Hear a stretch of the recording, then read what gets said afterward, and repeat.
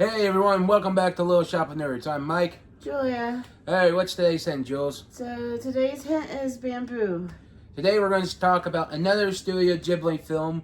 What is it called, Jules? The Tale of Princess Kaguya. Now, this is a good Studio Ghibli film. If you look at it, it's nice drawn. It looks like it's hand drawn. And It's very simply done. it's like, it looks rough sketched and everything.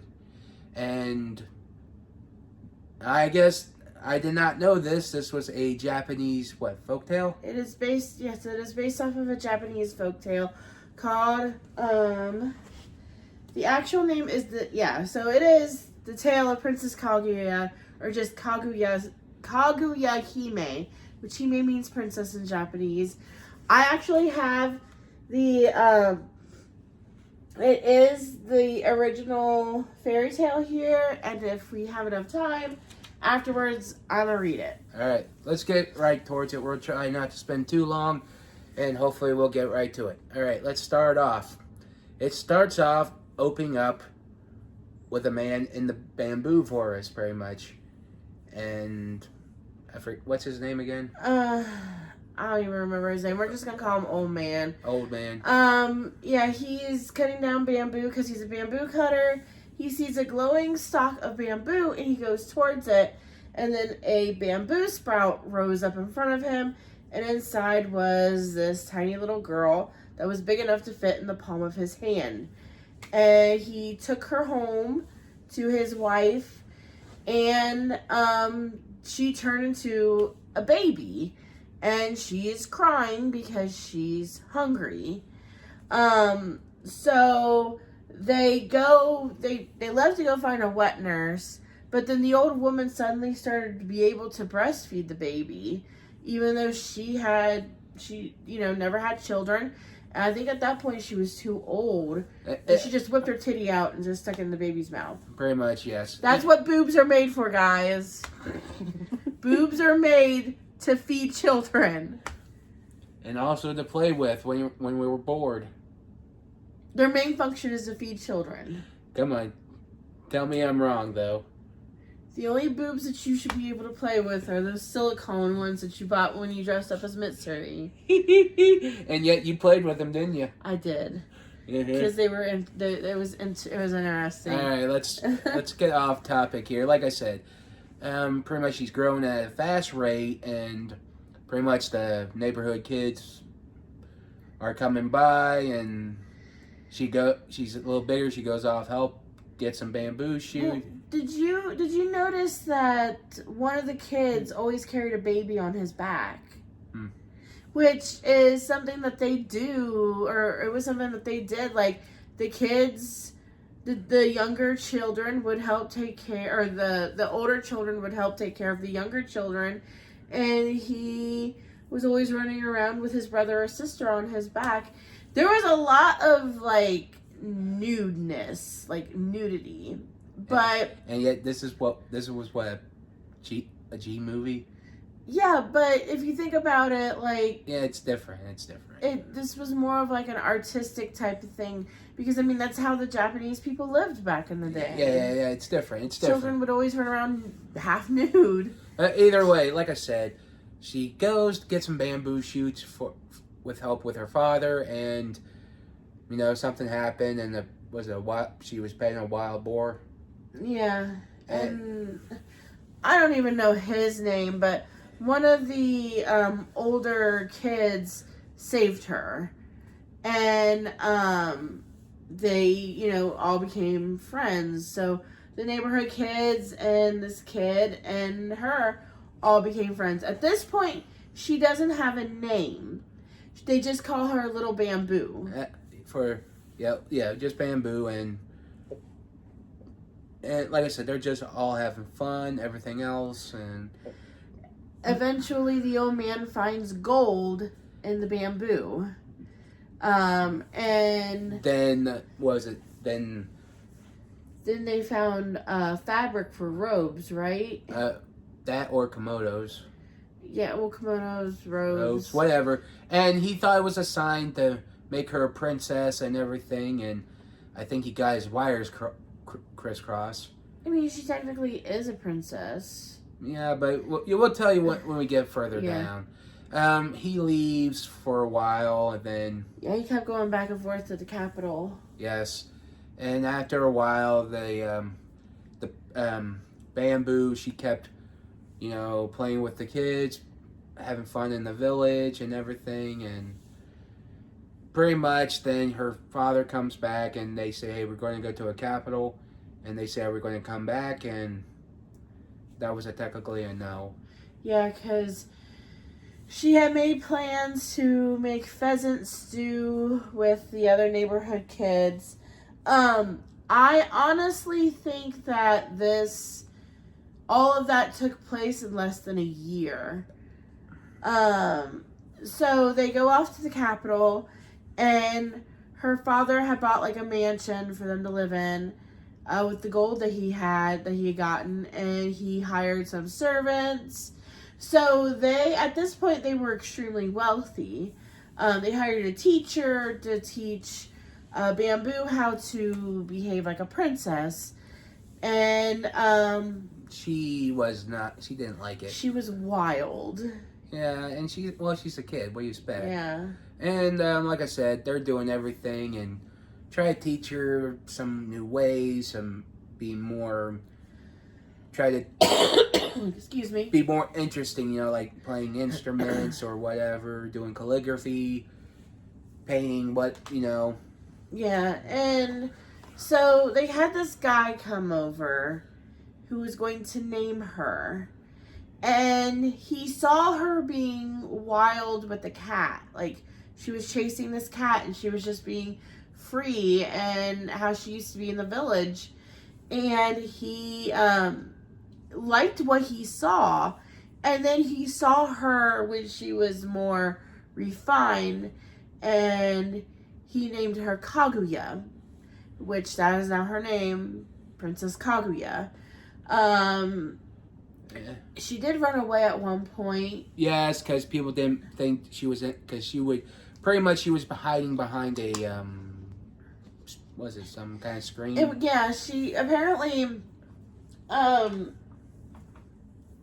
in Japanese culture, back in the day, like that, the princesses were not allowed to be seen, so they were hidden behind screens. Imperial people weren't even allowed to be seen, because the emperor that we saw later was also behind a screen.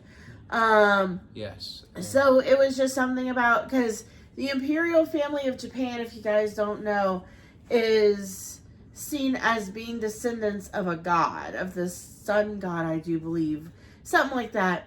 And they were seen as divine beings, so they were not allowed to be looked upon. Yeah, and like she said, I'm pretty sure I got that right. I think you did. Like I said, I never really studied on Japanese history like you did. Yeah, I mean, I do that in my free time. So, yeah. But like I said, everything else, is pretty much she has suitors and she's giving them impossible tasks. There was one point she went back to her home village. They say the family that was there, because they were some kind of wood carvers, they had to leave because the forest was... Yeah, they had to leave for 10 years to give the forest time to regrow, regenerate. So they went to another place where they could have new wood. Yeah. And one woman thought like she was like a beggar or whatever, and gave her some food. Right. And so the suitor thing came after she had ran off to nest about that. And then that's where we get the idea that it had to have been at least a year hadn't even passed, because she didn't even realize that winter was coming, because, she's not of this. Well, we find out that she's found in a bamboo shoot, so we know she's not of this world. Right. And she did run into her childhood friend in the capital, the boy that had saved her from the boar, because he was stealing a chicken, and she stopped him, and she saw him get beat up, and that was the last time that they had seen each other. And then after that, 3 years had passed. Yes, and then the suitors That's when the suitors started to come back again. Or no, like they started coming back because she made them do like impossible tasks to win her favor, because they were comparing her to priceless treasures that didn't exist. And she's like, well, then you go find these treasures for me. And a couple of them were fake. Some were just... One died. I think one drowned at sea. I don't know if he drowned at sea or not. Well, they never really made that clear. Well, like I said, one broke his neck. And one... It was his back. Well, either way. Then one who thought she was the only one, turns out had another wife. And he said the same thing, and the wife was behind that screen. And... Yeah. Then she's getting mad. Then I think we get more of her being more depressed because she doesn't want to be there. And then the Emperor took notice of her. I have an issue with the Emperor. Okay. So he told her that she needed to come to him at his castle. She refused. And because what he was going to do was if he was to bring her into his court, then her father would have been made a member of the council, I think it was. Mm-hmm. Well, when her father told Kaguya that, she was like, then if you make me do it, I'll kill myself, because apparently you being counselor is more important than me. And so they refused because, he loves Kaguya. Everything that he did was for her. He might have went about it the wrong way, but he truly does love her. Yes. And so then instead the Emperor comes to her.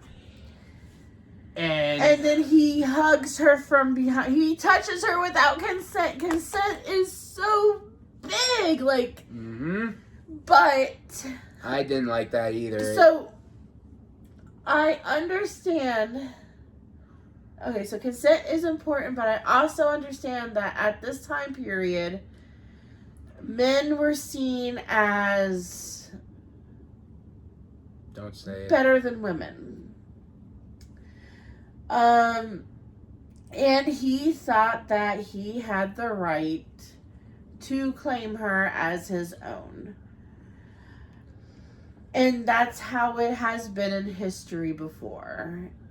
Yes, but like I said... Men think that they are better than women. And it's true. And like I said, consent, y'all, that's the important thing. Like I said, he grabs her, she screams, help, help, and turns out this help was going to take her back to the moon. So in a few days or a month, or I forget. Something like that. They said the 15th of August. So she was going to go back to the moon because that's where she was from. Turns out there was I think a queen or another royalty or whoever came to Earth one time. She didn't like it and she went back. And the princess wanted to go there and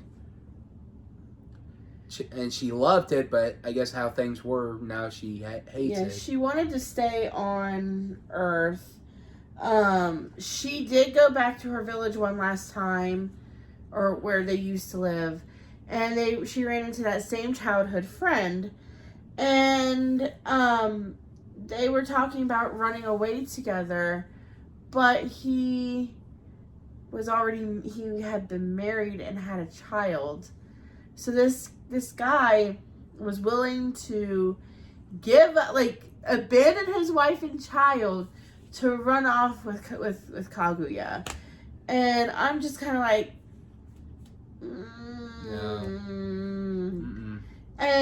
but I also think that he was caught in some sort of dream. That's what it was. It wasn't real. I mean, I honestly think that he saw her and all of that. Because when he woke up, she was gone. And then we see, his son run up to him. And he just kind of like pushed it out of his mind. But then eventually she does they do come to get her. The moon people do come and get her. They put a crown on her. She's trying to say goodbye to her family, her mom and dad that raised her for I don't know how many years. And then they put this robe on her, and she forgot her parents. She forgot about everything. And she basically, they took her back to the moon. Well, I guess, and that's the end of it. Now, how can I say? The movie was good. I can say it was a little slow, no offense, but the artwork was amazing. Yeah, so when I actually saw this for the first time in the theater during Ghibli Fest, and I went with Charlie when we were still dating, and at the end of the movie, he stood up and he goes, "What the fuck? That's how it ends?" And there was like a few people in the theater, and there was like a little kid like a couple rows in front of us, and I'm like, "Charlie, shut up." It's like, just a little kid over there. He goes, "That's how it ends?" I was like, "Yes, that's how it ends." I knew how it ends because I know this. I've read a little bit of it before I saw the movie, so I already knew how it ended. Now, Kaguya does show up in Naruto at the end of Naruto Shippuden. She's like the main bad person at the end. Sorry, Mike, and she is seen as, I do believe, if I'm wrong, guys, correct me, but I do believe she is seen as like the moon princess or something. But Kaguya does show up in Naruto Shippuden at the end. There was something else that she was in, and I can't remember what it was. There is a manga called It's called Sakura Hime, which is also based off of the folktale of the tale of Princess Kaguya. So that's something that you guys could look into. I think it's only like three volumes long. I've brought it to work before when we worked together. If you probably never really paid attention to what I brought. What about you? Do you ever pay attention to what I brought? I saw what you brought. Brought what? I saw the manga you brought. Which one? I think I gave you... All your hentai manga. They were not hentai. Are you sure? Okay, one, if it was, I read that at home. Smart ass. Uh-huh. I wouldn't bring that to work.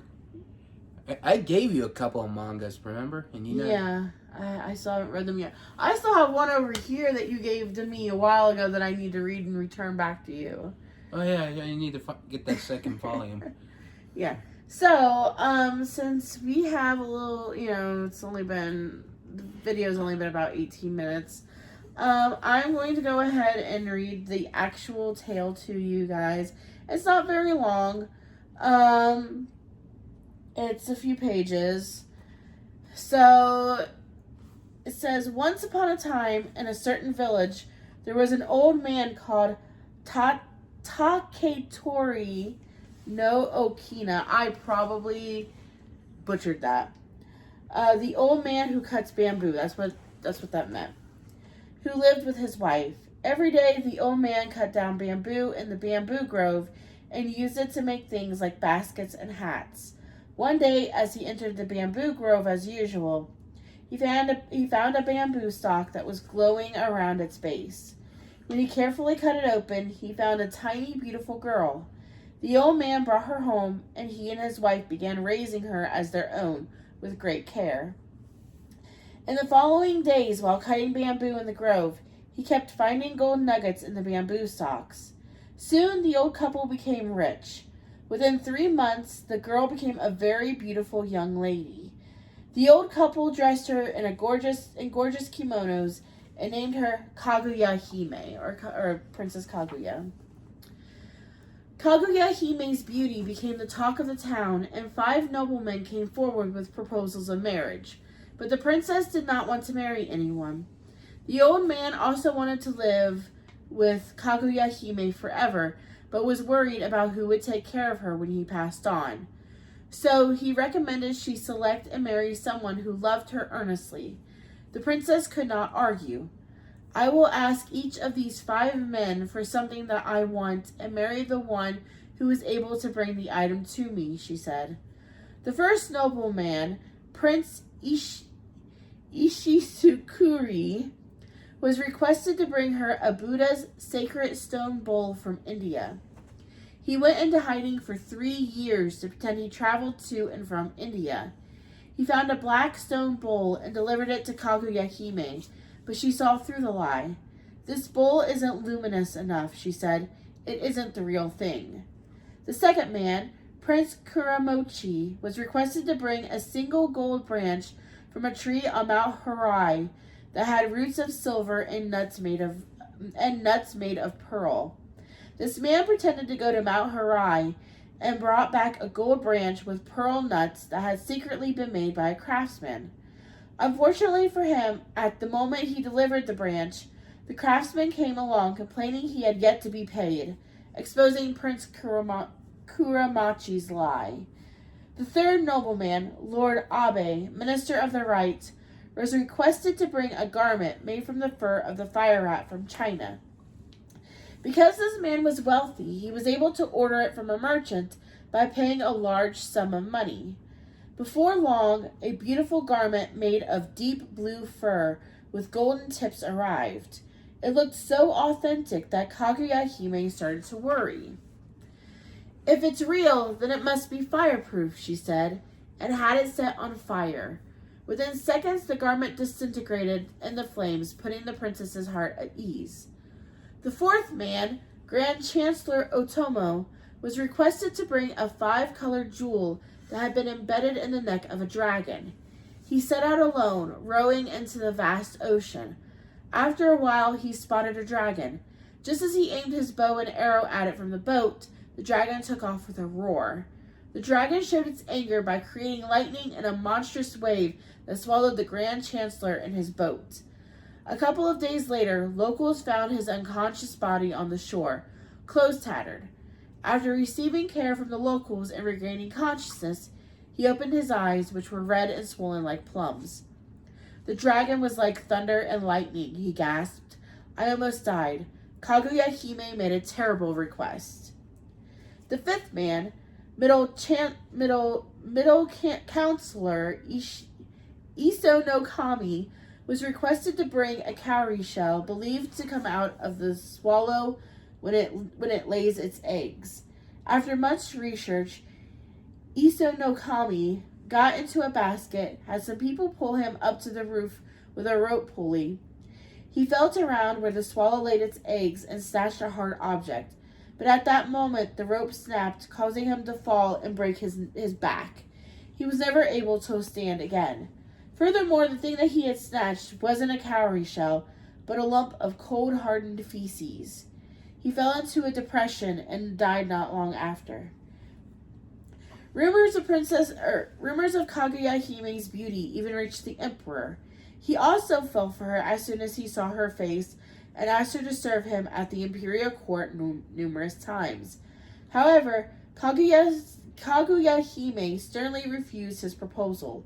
She hoped the emperor would be able to move on, but the problem was that no matter how many beautiful women the emperor saw to him, none came close to Kaguya Hime in terms of beauty.